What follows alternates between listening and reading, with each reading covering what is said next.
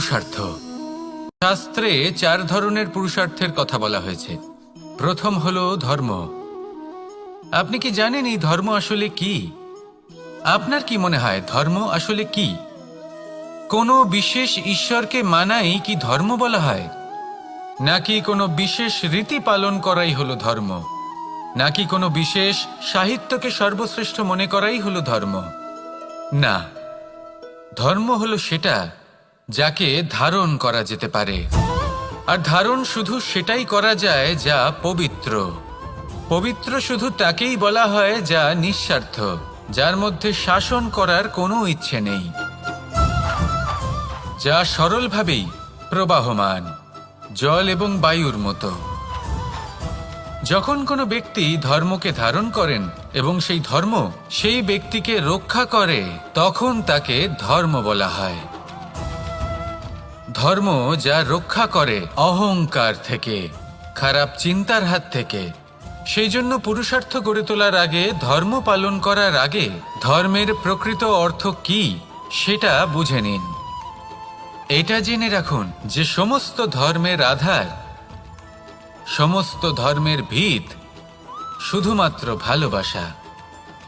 আসুন আর এই ভালোবাসার সাথেই বলুন রাধা রাধা। কখনো কোনো বাগানের কোনো বৃক্ষকে দেখেছেন যেখানে সুগন্ধি ফুল থাকে, রসালো ফল থাকে? তখন মন প্রফুল্ল হয়ে ওঠে, মন থেকে সেই বৃক্ষের প্রতি ভালোবাসা জন্মায়। কিন্তু যিনি বাগানের মালিক, শুধুমাত্র তিনিই জানেন যে কিভাবে এই বৃক্ষকে আগলে রাখতে হয়, কিভাবে তার পরিচর্যা করলে এতে সুন্দর সুগন্ধি ফুল হবে, রসালো ফল হবে। কখনো কখনো প্রয়োজনের থেকে বেশি রোদ পেলে এই বৃক্ষগুলি শুকিয়ে যায়, প্রয়োজনের থেকে কম রোদ পেলেও এই বৃক্ষ কিন্তু শুকিয়ে যায়। প্রয়োজনের থেকে কম জল যদি পায়, এই বৃক্ষ শুকিয়ে যেতে পারে। প্রয়োজনের থেকে অতিরিক্ত জল যদি পায়, তখনও এই বৃক্ষের শিকড়গুলি নষ্ট হয়ে যেতে পারে। এবার এটাই কিন্তু আমাদের সংসারের সাথেও হয়। আমাদের সংসারের সকল প্রতিভাশালী ব্যক্তি, যেমন লেখক, বিচারক, প্রবক্তা, যোদ্ধা, এদের সবার ক্ষেত্রে এই কথাটাই প্রযোজ্য। যদি বেশি প্রশংসা করা হয়, তাহলেও এরা হারিয়ে যাবেন। প্রয়োজনের থেকে বেশি যদি নিন্দা করা হয়, তখনও তারা নত হয়ে পড়বেন। তাহলে আপনি এদের রক্ষা করুন এবং নিজেদেরও। মনে রাখবেন একটা কথা, জেনে রাখুন কখন কোন নিন্দায় আপনি লজ্জিত হবেন না, আর কখন কোন প্রশংসার দ্বারা নিজের মধ্যে অহংবোধ জাগ্রত করবেন না। এই মন সুপ্রসন্ন হয়ে বলবে রাধা রাধা। এই সাগর কত বিশাল আকার, কখনো শান্ত কখনো উত্তাল,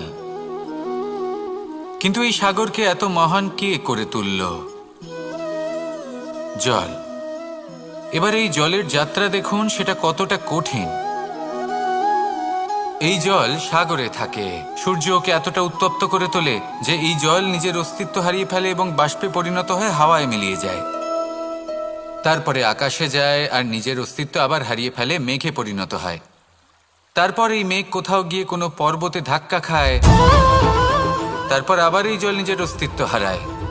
তারপরে বর্ষার রূপ ধারণ করে তা বর্ষিত হয়, বা কোনো পর্বতের চূড়ায় তার শিখরে বরফের রূপ ধারণ করে। তারপরে এই বর্ষা মাটির দিকে নিজের যাত্রা শুরু করে।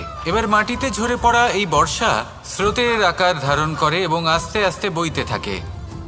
এই নদীর আকার ধারণ করে এবং নদী রূপে বইতে বইতে পাথরে ধাক্কা খায় বা কোনো পর্বতে ধাক্কা খায়, আর তারপর এই নদী এসে সাগরে সমাহিত হয়ে যায়।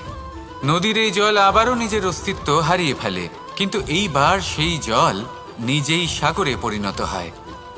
এটা আমাদের সকলের জন্য একটা শিক্ষা যে এই সংসারে জীবন এবং সময়ের হলো এক অনন্ত যাত্রা। এই সংসারে যা কিছু আছে তার সূত্রপাত কোথাও একটা হবেই।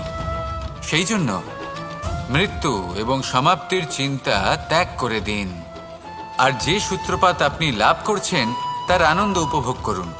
ভেবে দেখুন আপনি কিভাবে শ্রেষ্ঠ কর্ম করতে পারেন যাতে এই সংসার এবং এই সমাজ, এই দুইয়ের মঙ্গল সম্ভব। আসুন আমার সাথে ভালোবেসে বলুন, রাধা রাধা। একটি নৌকা বিশাল একটি সাগরে ভেসে চলে, কখনো যাত্রীদের বা কখনো বিশাল বস্তুকে নিজের সাথে বহন করে নিয়ে চলে, এক স্থান থেকে অন্য স্থানে পৌঁছে দেয়। এই নৌকা কখনো সাগরে আটকে পড়ে বা কখনো ডুবে যেতেও পারে, কিন্তু এই নৌকা তখন ডুবে যায় না যখন এর আশেপাশে অধিক মাত্রায় জল থাকে। এটা তখন ডুবে যায় যখন ও নিজের আশেপাশের থাকা জলকে নিজের ভেতরে প্রবেশ করতে দেয়।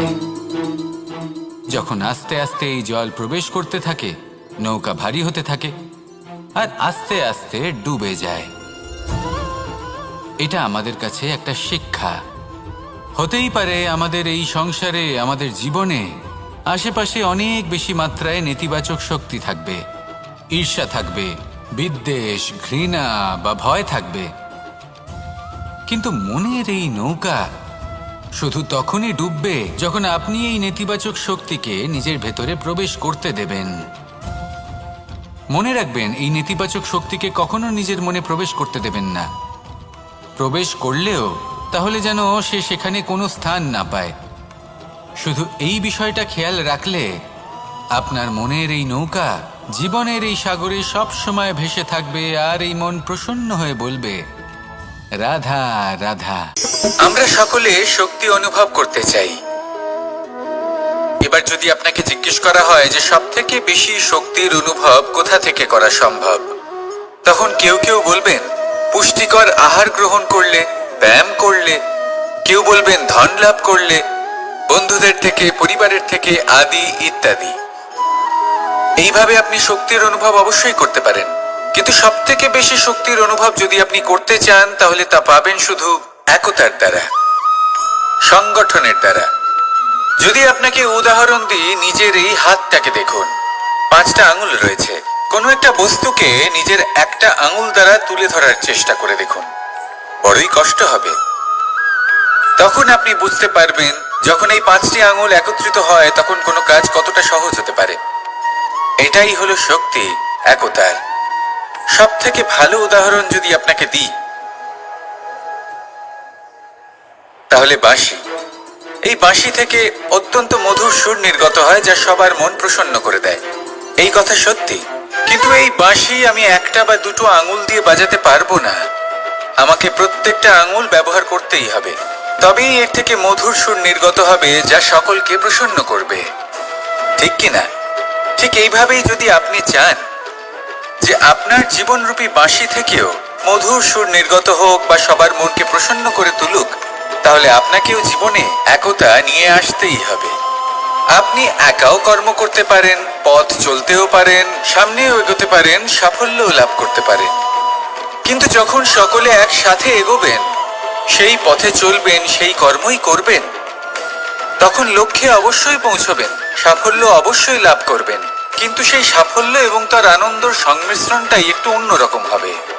তাই জীবনে ঐক্যবদ্ধ হন, একসাথে মিলে এগোতে থাকুন আর আমার সাথে ভালোবেসে বলুন, রাধা রাধা।